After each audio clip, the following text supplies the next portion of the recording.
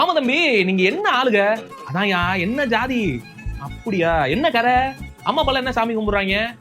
ஓஹோ, நம்ம ஆளுகள மாதிரி தான் இருக்கு. ஆனா நம்ம லெவலுக்கும் உங்களுக்கு செட் ஆகாதியா, நீங்க வேற ஏதாவது பாருங்க.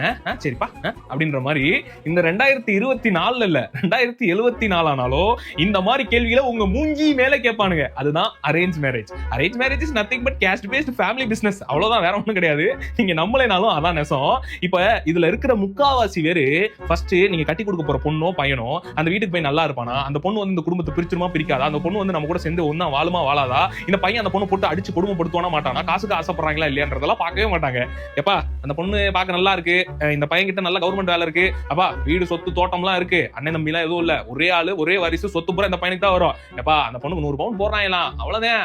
இந்த 3 விஷயத்த மட்டும் தான் பார்ப்பானுங்க. அதுலயும் நீங்க வந்து அந்த ஜாதியா மட்டும் இருந்துட்டீங்க, பொய்யால நீ எப்படிப்பட்ட ஆளா வேணா இரு, நீ உனக்கு தான் பொண்ணு அப்படின்ற மாதிரி